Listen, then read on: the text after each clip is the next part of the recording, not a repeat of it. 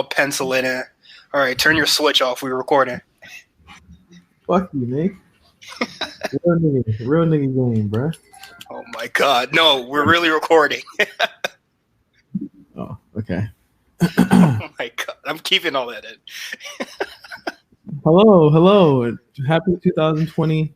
Wait, is it 20? Yeah, 2020. Happy 2020. Welcome back to Spotcallers. This is our February edition.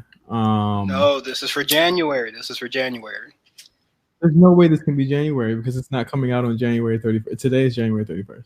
Yeah, I know. We're a little late on this one. Yeah, we're for sure late. I'm not even gonna lie to the people. We're doing this on January 31st. It's been a busy month. It's been a crazy month. I feel like January has been the longest month ever in terms of a lot of things. But we are back on this show to give you guys the reviews and our thoughts on wrestling off the beaten path, and that includes death matches, Joshi wrestling, which everybody should be into right now anyway, and anything that comes out of Cyrus's twisted mind, we will talk about it on Spotcallers. Cyrus, how are you, man? Since the last time we recorded, I think I had surgery, and I think I'm a month, I'm kind of like a month removed from that, and I feel much better. So it's so funny that you never even told us officially I'm getting surgery. You basically told me, hey, can you take over the Instagram for me this week? And I was like, sure. And next thing you know, you hit us up in the chat like, I want y'all to know I love every one of you guys. You know what's crazy? I actually don't remember sending that. So whenever you guys say it, I'm just like, yeah, that's all I would do off the the hospital medication. You even took a picture of you like chunking the deuces at us. I remember the hospital picture. Gown.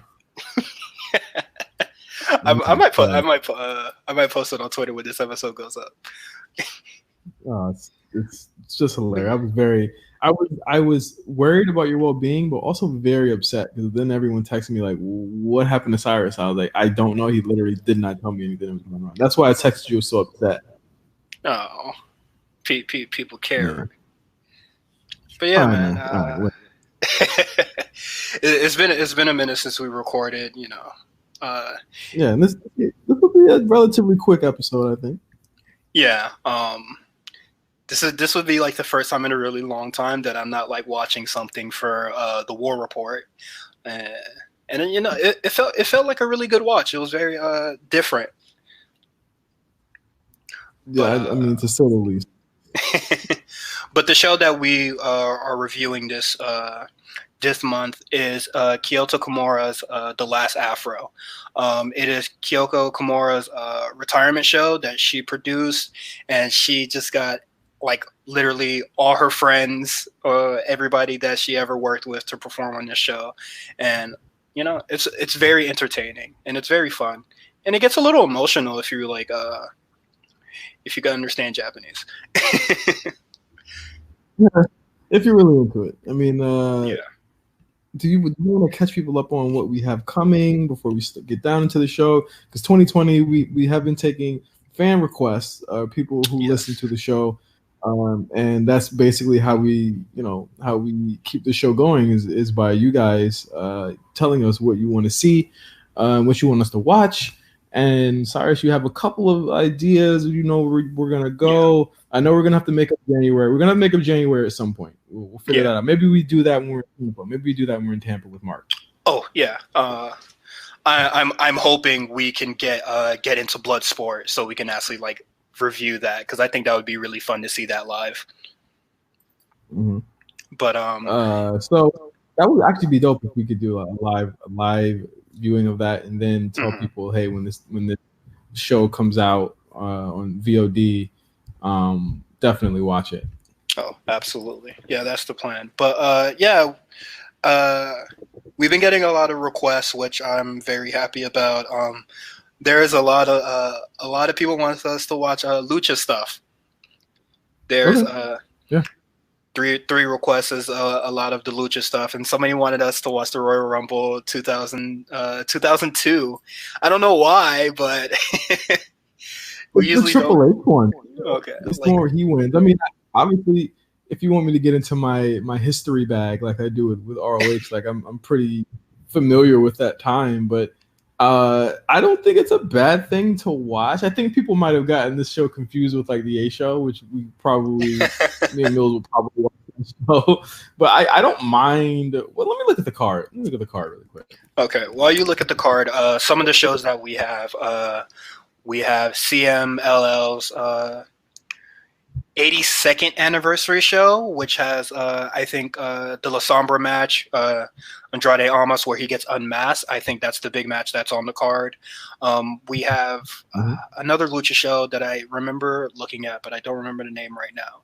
And we'll be watching Lucha Underground's Ultimate Lucha Part 1. I think that's the one that has Pentagon Jr. versus Vampiro on it, which is like the match that the person that requested it wanted us to see. So, you know what? 2002 Royal Rumble has the Ric Flair McMahon street fight, and that's probably why they asked us to do that match. Oh my God! Yeah, now we have to do it. It's a bloody match, if I remember correctly. Yeah. Oh my God! I think that's why they asked us to do that. It's a pretty brutal match. They know how to get me. Knowing Flair at that time, he was probably bleeding profusely in this match.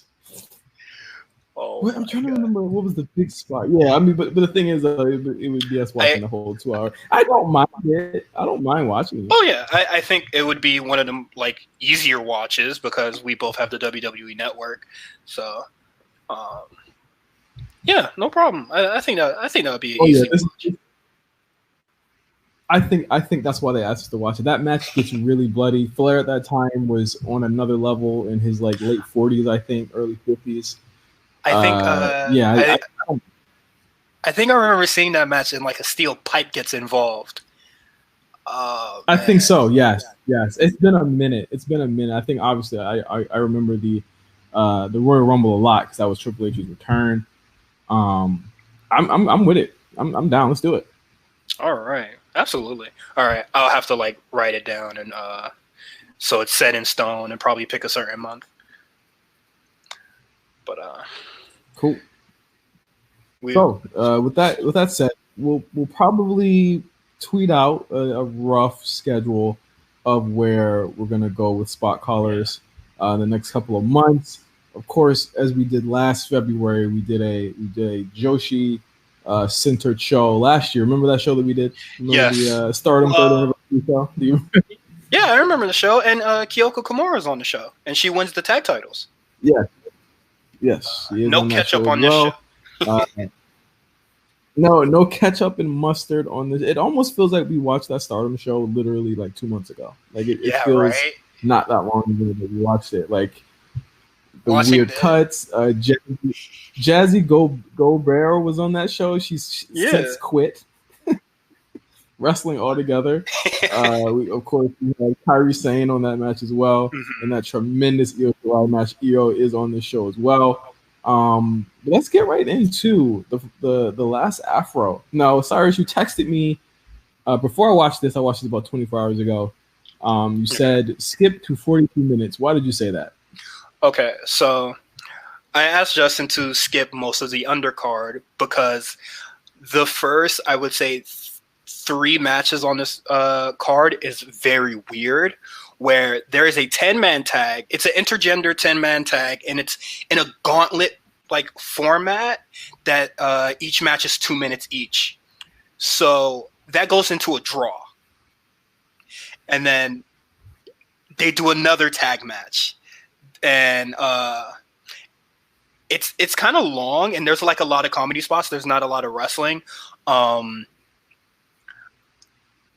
I just don't think you watching the whole like first 10 minutes of this show, and then like there's just like a long spot, and then two of the masked wrestlers like accidentally kiss each other. Like it's just like a really weird show. I like that. It needs to be more creepy. It's a really weird show for the start of it, and there's a cruiserweight match with Hub versus Issa 8, and it's really short. I don't know why.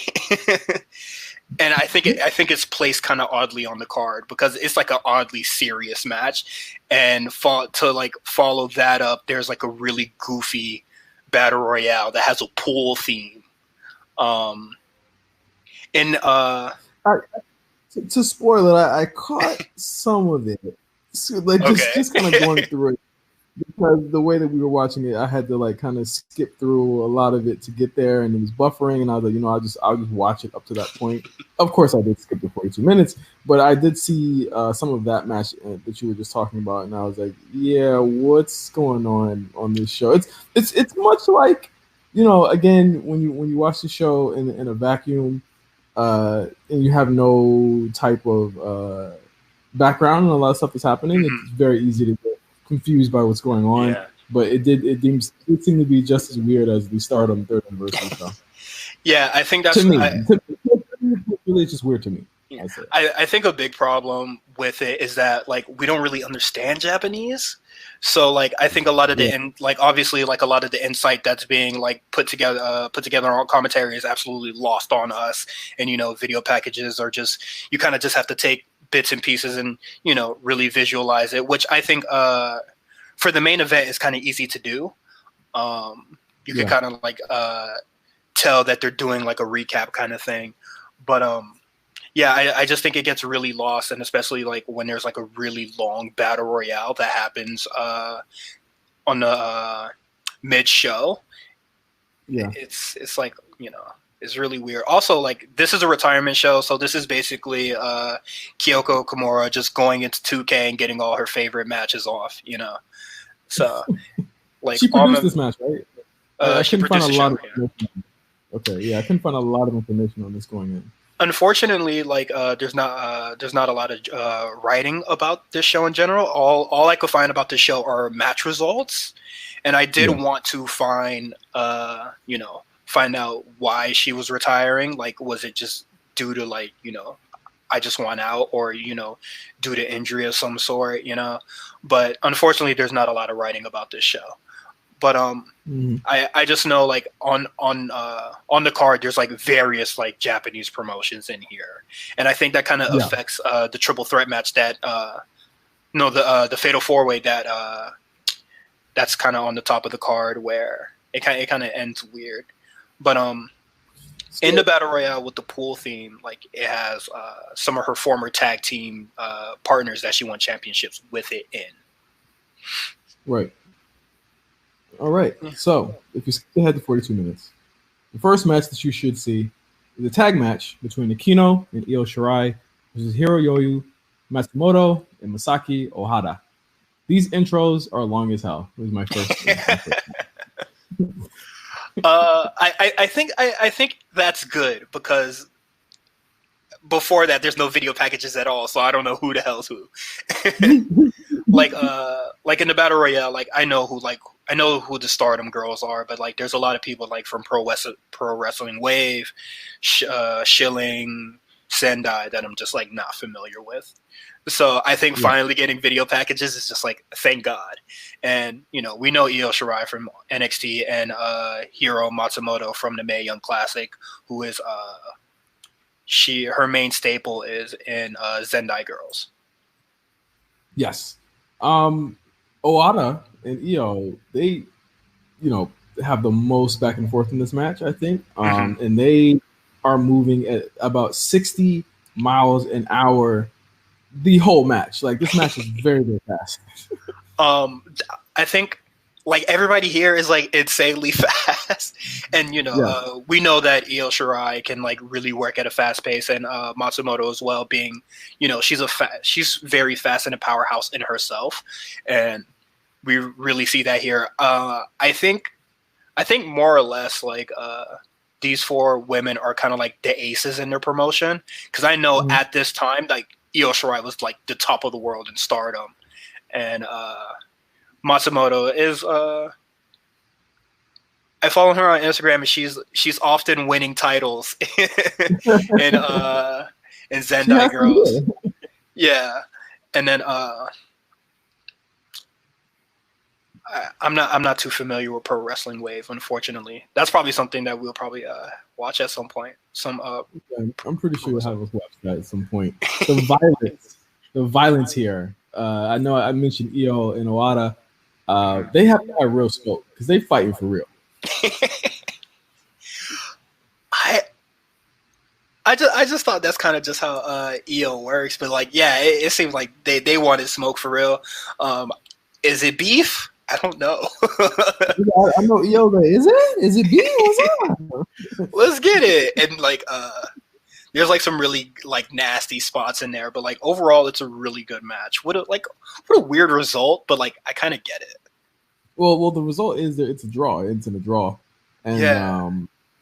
I get what you mentioned it, earlier is that there's so many promotions that are involved in this show. They don't necessarily want Io taking a pinfall or their ace to take a pinfall to Io just to make it look as though their promotion is somehow weaker. Yeah. So I understand it. I still went 4 stars on this because I just enjoy. Oh, yeah. I really just enjoyed the pace. I would love to, and I'm not sure if there is a Masaki Owada and Io Shirai singles match that I need to look for, but they seem to be having a blast facing off against each other. I will try to find that for you. But I agree as well. I do think this is 4 stars. I don't think like the draw takes nothing away from it. Especially like, if you just think about it that way, it's just like nobody really wants to lose. But they put in their all no matter what. And it was really and with this show, wins and losses, they don't really matter at all here. Really, really enjoyed it. After the match, Io shoves Owada one more time, and I was like, okay, it's got to be something going on here. It's beef. but they let Io stay in the ring for a while. This is 2017. We are a year away from her leaving and coming to the WWE. Here she is again, at her God-killing best. Like she was just really, really great here. And again, I mean, not much of that has changed as what we've seen so far with her in America. There's a vignette about Kyoko Kimura that airs after that. A pretty lengthy one, I'd say about 4 minutes elapsed. So what do you think about that video package? The video package, it shows a baby Hana Kimura. I just think it's kind of like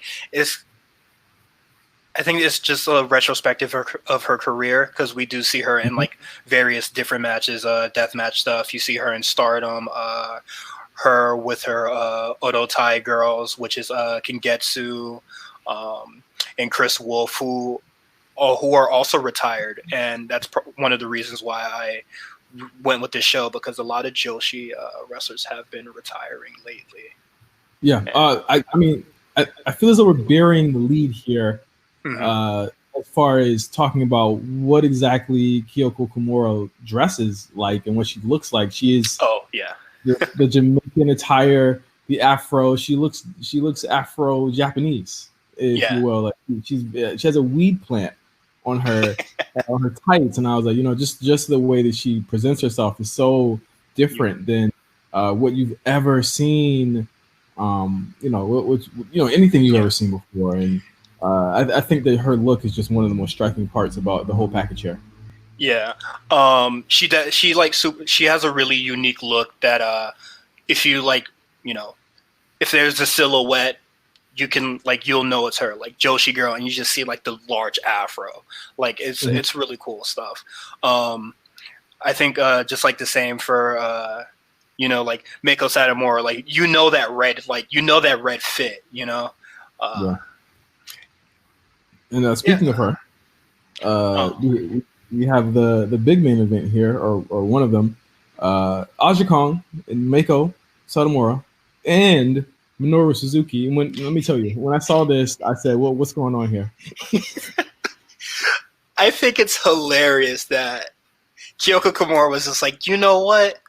I want to form this Death Squad Elite for me and my daughter and my husband to fight for my last match. Yes, like whose idea was to have these three together, especially Mako, who is not a heel and very much not with the heel shit in this match.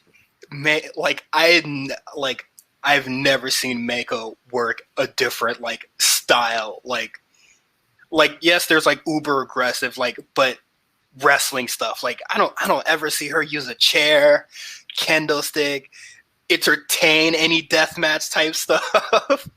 So it's really weird that she like pairs with these other two wrestlers because they're doing like wild heel shit. Absolutely. Against, of course, Hana Kimura, Isao. Is it Isao or is it spelled out? I'm not sure. I don't think it's an acronym. Okay, it's Isao and Kyoko Kimura. Suzuki being in had me pretty much shook, and for most of the match, just nerfing folks. I think at this point, Aja Kong is pretty kind of older. She doesn't do much here. She does a lot of heel stuff, but not anything crazy. That I could say are like just insane. Again, a lot of the work here was Suzuki on the whole family. I think it was pretty hilarious. Yes. Suzuki is just bodying the whole family, and he's working his very Suzuki ways. He is not selling a damn thing for Hana Kimura. Yeah. But I think just the start of the match with Isao, like that's like the Suzuki, like that's the Suzuki I love to see, and you see a lot of that in the beginning of this match, and then he just goes ape shit for the rest. Yeah, sure. He there is a part where Hana comes in, and I was like, "Don't do this." I was like, "Please don't do this." She's stopping him, and I was like, "Oh no, Hana, you sweet angel." He just nerfs her. That YouTube video of Mira Suzuki. It's titled "Mira Suzuki beating on Asuka for a comfortable amount of time." This is absolutely it. You would text me and say, "Well, get ready for him to be canceled." And I was like, you know what? He could have done way worse here in the match. I'd say he was pretty much he was tame compared to what I've seen him do. Hey, if he would have spazzed out into the God Pile Driver on her, yeah, I'm waving the flag. This match pretty much devolves into a lot of crowd fighting and a lot of no selling here. What do you feel about the match overall? Normally I wouldn't like a match like this too much, but it's kind of like part of a one-off show. And I think my dog, my Roman is snoring right now really loudly. Stop. Go ahead. It's kind of just like what I expect from a match involving Suzuki. I think I just think the Death Squad that Kyoko put it, they're kind of just a weird blend of wrestlers that we mentioned before. Like I think the only heel thing Mako does is that she holds Hana and Kimura down for Aja to throw something at him. But I like the match. I recommend it. I don't think it's bad or anything like that. I think everybody's really good wrestlers here. I couldn't feel like I could rate it correctly because of just the purpose of it, right? It's her final match or her penultimate match. It's her final match right after this. But there was just a lot of fun stuff in it. I thought I did like Isao, like Kyoko basically bossing Isao around, she was a kind of relationship. I really did like that. I put down on my notes. Hana is a 69 overall. She is. Yes. She's a body in the ring. This is in Stardom she would probably be an 82. But here she's in her, I think she's in her Wrestle One gear, which is another promotion in Japan. But now she's signed to Stardom full time, I believe.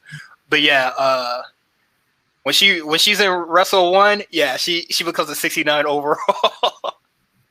amongst Keith Lee's and Brock Lesnar's and Roman Reigns. Yes. Ricochets. I was like, man, she's getting nerfed, and no one is selling any of her offense at all this whole match. Hilarious. Man, did she get in the ring with Meiko Satomura? Because no, I think Meiko was just there for that final stretch of the match, where she pretty much beats the holy hell out of Kyoko and finishes her with a she just finishes her with a DVD and pins her for the win. Really good spot there. Really good rub to Meiko, a legend. And that ends the match at around 25 minutes. So there's a bunch of just comedy stuff. Well, let's say like kind of comedy stuff, but also meeting of the minds type stuff. It's a lot of in crowd fighting in this match. Yeah, like I don't think the comedy is like as much as like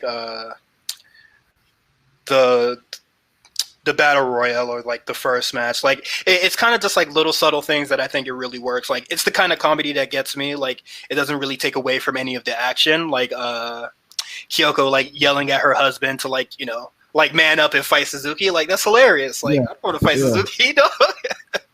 I don't want one to. I get a divorce.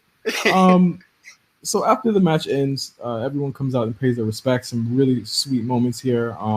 Even though if I couldn't get the context, I could understand the emotion, right? So there was really one cool moment where Aja allows Kyoko to give her one more big boot and pin her, and they hug each other, and you can tell Aja gets a little bit emotional there, and I thought that was a really sweet moment. Until Hana comes back out with the Sao, and we see her say something. And I texted you like I have no clue what happened here. Okay. Can you explain what happens in this final stretch?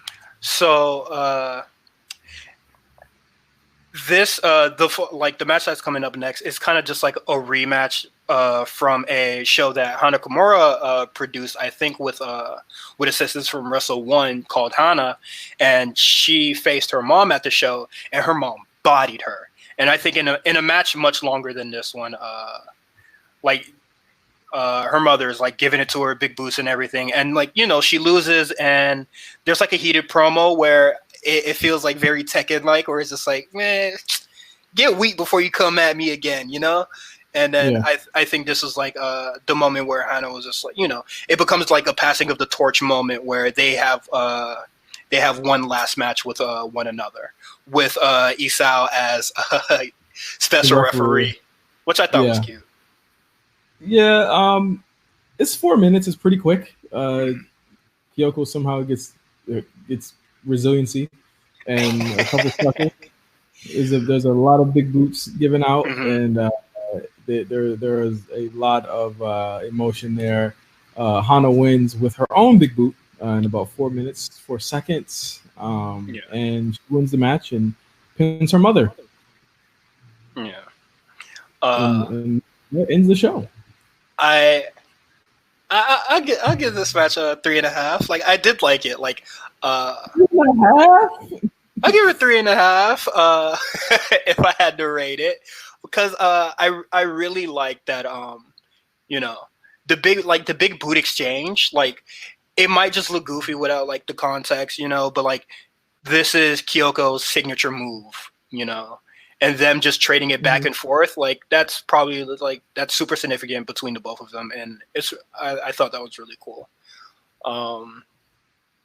Now Hana Kimura, like a year later, is like one of the biggest deals in Stardom, leaving the group that her mother was once a part of, Odotai, forming her own group and just doing amazing stuff with that. Doesn't she become a heel in between that? I read she became a heel. Yeah. Oh, she's always been a heel. She's never been a face. She's when she's in her Wrestle One gear, she's a face. But when it comes to Stardom, it's middle fingers and big boots all over the place.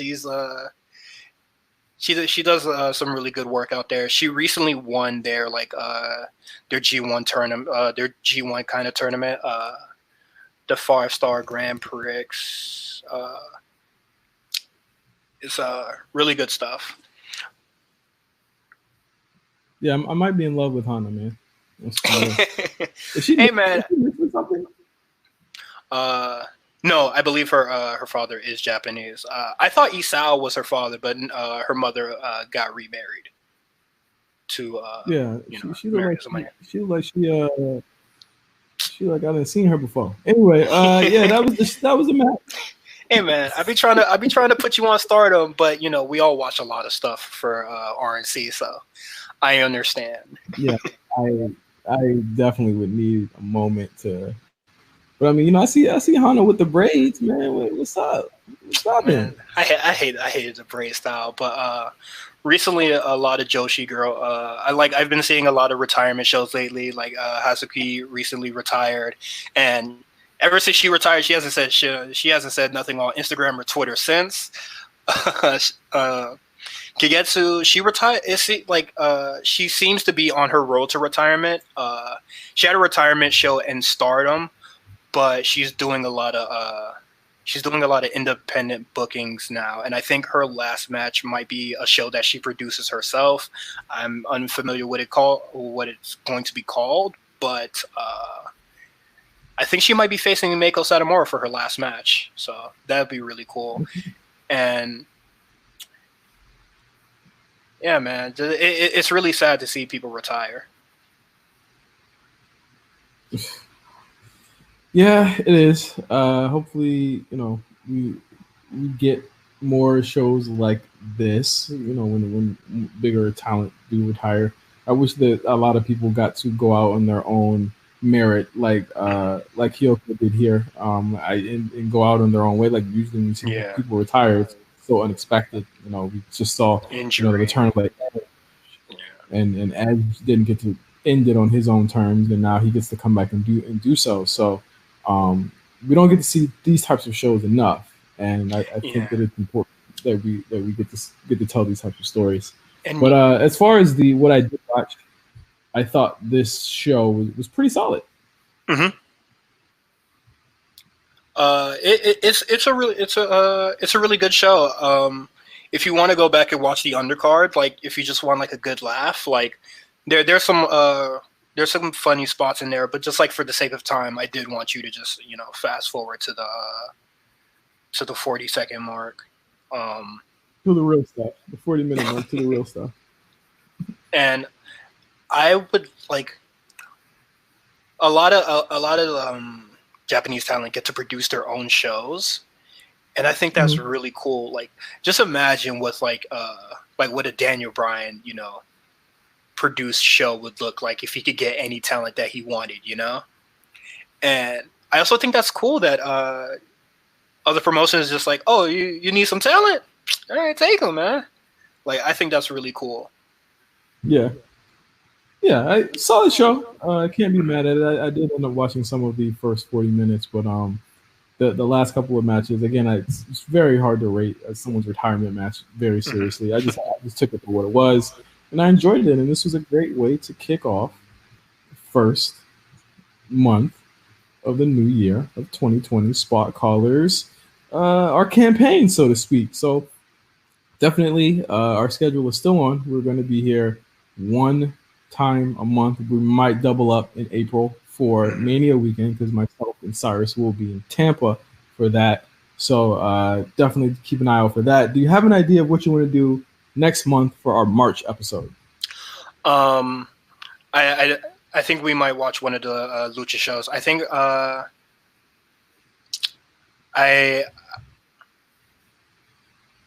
don't know how to get a hold of Lucha Underground anymore since it's not on Netflix. Oh, I'm sure we can find a way. When you put it like that, but definitely we'll be watching some Lucha stuff next month. So get your mask on. Cool. And until then, make sure you follow the A Show RNC Network on Spotify and Apple Music, Apple Podcasts. We have Spotcallers every month. We have the War Report with Cyrus and MJ every single week. You guys do Fridays, right? Yes, we upload on Fridays. Fun stuff. I love doing the War Report. Yeah, I'm sure you do. Lighting up to endure AEW and NXT for the week. We also have myself and Niels on the A Show.